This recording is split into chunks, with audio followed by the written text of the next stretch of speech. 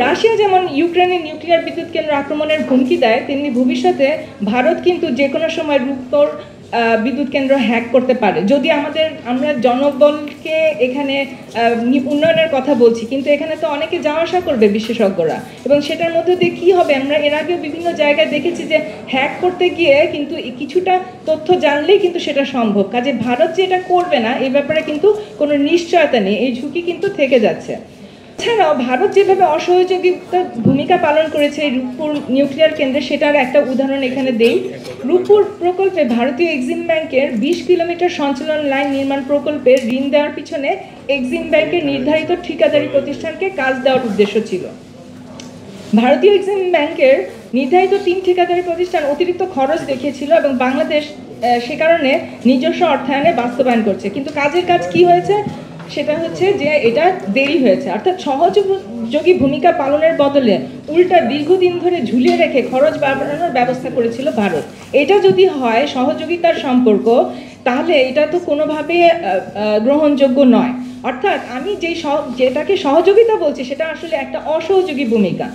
শেষে আসি ওএনজিসির দীর্ঘমেয়াদী গ্যাস অনুসন্ধান। ভারতের রাষ্ট্রীয় প্রতিষ্ঠান ওএনজিসি 2014 সালে অগভীর সমুদ্রে গ্যাস উত্তোলনের উদ্যোগ নেয় এবং মেয়াদকাল শেষ হলেও সেটা আবার 10 বছর। দেশব্যাপী অধিকাংশ মানুষের প্রতিরোধ উপেক্ষা করে পূর্ববর্তী সরকারের নেওয়া সিদ্ধান্তের দায় বাংলাদেশের জনগণ নিতে বাধ্য না। ভারতীয় প্রধানমন্ত্রীর কাছে এর আগে বিরোধিতা করে চিঠি প্রেরণ করেছে বাংলাদেশের জনগণ। তা সত্ত্বেও যে ঋণের বোঝা জোরপূর্বক চাপিয়ে দেওয়া হয়েছে তা জনগণ পরিশোধ করতে বাধ্য না।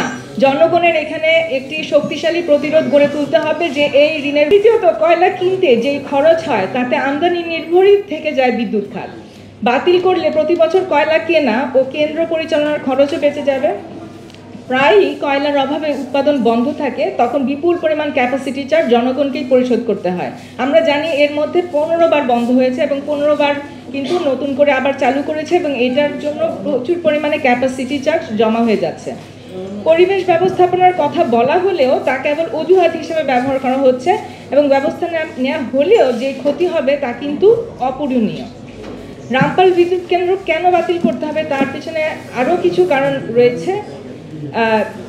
আমরা এখন যাচ্ছি রিলায়েন্স এর মেঘনাঘাট এলএনজি ভিত্তিক বিদ্যুৎ কেন্দ্র বিষয়ে একটি আলাপ করতে, এবং সারাদিন মাছ ধরেও জেলেরা তাদের খরচ ওঠাতে পারছে না, এবং কেন্দ্র হওয়ার আগে যেই জমিতে ধান চাষ হতো সেখানে এখন ধান রোপণ, কাটা ও মাছের প্রস্তুতের জন্য যেই শ্রমিক লাগতো এখন সেই পরিমাণ শ্রমিক লাগে না। অর্থাৎ জীবিকার উপর একটা বড় ধরনের চাপ পড়েছে, মানুষ এখন দূর দূরান্তে চলে যেতে বাধ্য হচ্ছে।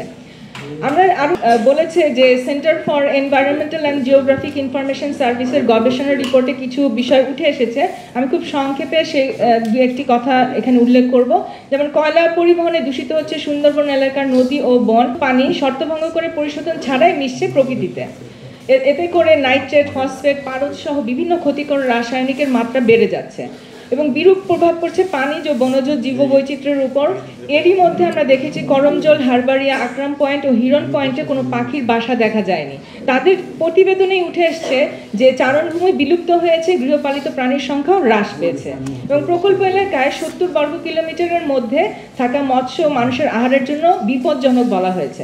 এগুলো কিন্তু বড় ধরনের বিপর্যয়। এটা মানুষের স্বাস্থ্যের উপর জন্য বিপর্যয়, পরিবেশের জন্য বিপর্যয়, এটা আমাদের সারা বাংলাদেশের মানুষের জন্য একটা বিপর্যয় নিয়ে আসছে।